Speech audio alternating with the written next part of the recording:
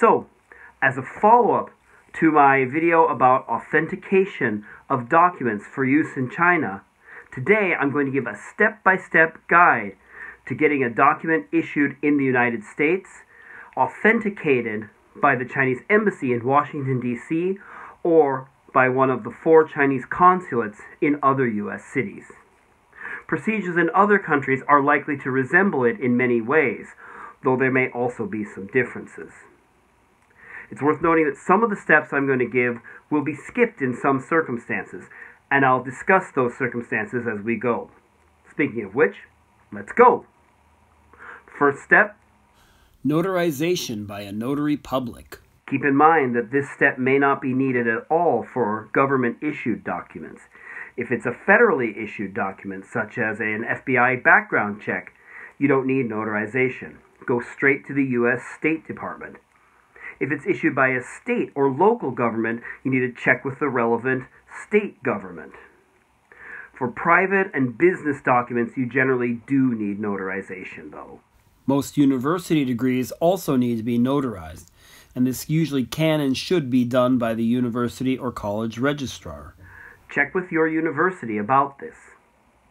If for any document you need to go to a notary public yourself, be sure to check in advance if you're going to have to make a statement for them to notarize. Keep in mind, a notary usually cannot explain any documents to you, only notarize your statement. However, when I got my teaching certificate notarized, the notary was able to make a statement for me, presumably because my certificate is a matter of public record. So, check. Second step: authentication by the county. The good news is that this step is usually not required, as most notaries public are commissioned by the state, not the county. Therefore, you go from the notary right to the state level.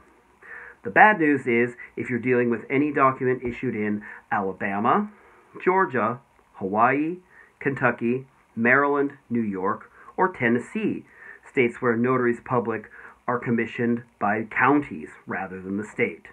In any of these states, you must get the county to authenticate the notarization before proceeding to the state level. Next step, the state level. Again, don't worry about this and go straight to the U.S. Department of State if you're dealing with a federally issued document. But if it's a notarized document, or one issued by a state or local government that needs no notarization, go to the relevant department of the state government. In most states, this is under the Secretary of State.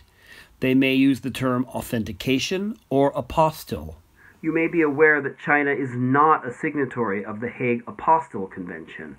But regardless, the U.S. State Department will always recognize the state's apostille, as will the Chinese consulate in the U.S. for some states. If they do ask you what country the document will be used in, do tell them China, as they may differentiate the type of authentication they provide based on what country it will be used in. Procedures for getting authentication vary from state to state, but generally involve mailing the document and an application form to the Secretary of State's office. Usually in the state's capital. Expect to pay a fee also. We will now proceed to authentication by the U.S. State Department. If the document is a federally issued document, of which probably the most commonly used type for China is a criminal background check by the FBI, you will start here. If your document has been authenticated by a state, check to see if you need this step at all. In some cases you won't, because you can send your state-authenticated document directly to a Chinese consulate for authentication. However, no Chinese consulate authenticates the seals of the following states: Alabama, Arkansas, Delaware, Florida, Georgia, Idaho, Kentucky, Louisiana, Maryland, Mississippi, Montana, Nebraska, North Carolina, North Dakota, Oklahoma, South Carolina, South Dakota, Tennessee, Texas, Utah, Virginia, West Virginia, and Wyoming. And also not the District of Columbia. If your document was authenticated by any of these states, you must have it authenticated by the U.S. State Department so that it can be authenticated by the Chinese Embassy rather than a consulate. U.S. State Department authentication involves submitting the federally issued or state government authenticated document along with an application form, DS-4194, to the Office of Authentication's mailing address in Virginia and paying a fee of, as of December 2022, $20 per document. And now, at length, we reach the final step.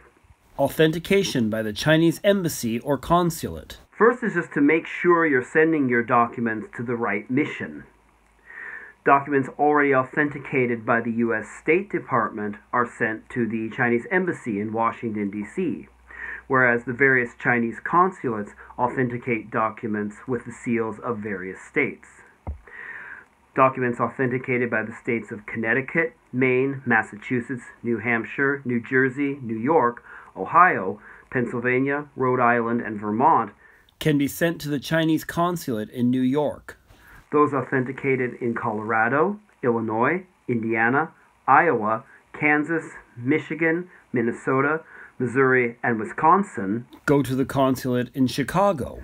Documents with seals from Alaska, Nevada, Oregon, and Washington can go to the consulate in San Francisco, while those authenticated by Arizona, Hawaii, and New Mexico should be sent to the consulate in Los Angeles. California, home to 2 Chinese consulates, is divided between them, with the one in San Francisco holding jurisdiction over all counties north of and including Monterey, Kings, Tulare, and Inyo counties, while the one in Los Angeles handles everything south of and including San Luis Obispo, Kern, and San Bernardino counties.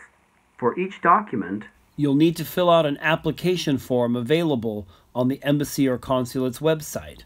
The Chinese missions in the U.S. can be remarkably inconsistent about whether they accept directly mailed applications or if you must use an agent.